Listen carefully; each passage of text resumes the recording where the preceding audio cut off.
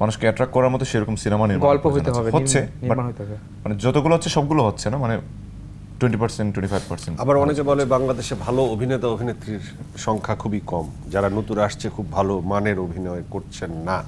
তোমরা তোমাদের অভিনয়, এটা আমি অবশ্যই স্বীকার করব যে আমরা কিন্তু আগে যেমন মানে রাজ্জাক স্যার ছিলেন, শাবান আপু ছিলেন, বা আগে যারা অ্যাক্টর অ্যাক্ট্রেস ছিলেন, ওরা কিন্তু সাধনা করতে অ্যাক্টিংটা নিয়ে।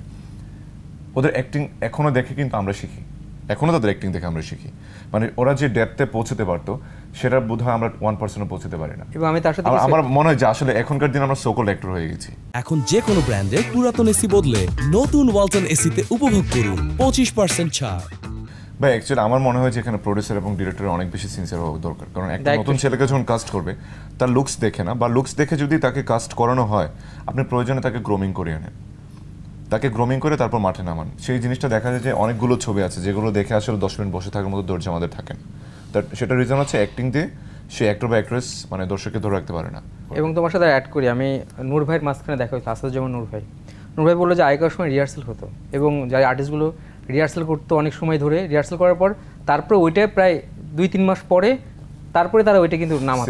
আমার সাথে কিছু ডিরেক্টরের অফ স্ক্রিনে কথা হয়েছে, তারা অনেকেই অনেক প্রতিভাবান ডিরেক্টর এবং তাদের এই বিষয়গুলো নলেজে আছে। তাদের বক্তব্য হচ্ছে যে একটা পর্যায়ে গিয়ে আসলে ধৈর্য তারা হারিয়ে ফেলে, কারণ হচ্ছে যে প্রপার বাজেট যখন এত কম হয়, মানে বাজেট যখন থাকে না প্রডিউসারের দিক থেকে, তখন আসলে এতটা গ্রুমিং করিয়ে বুঝিয়ে নতুন মুখকে তৈরি করা এটা একটা কঠিন। যেমন আমি একটা কথা বলি ভাই মাঝখানে, যেমন ধরুন একটা কমার্শিয়াল ফিল্ম, হিরোকে বলেছে 6 প্যাক বানাতে হবে।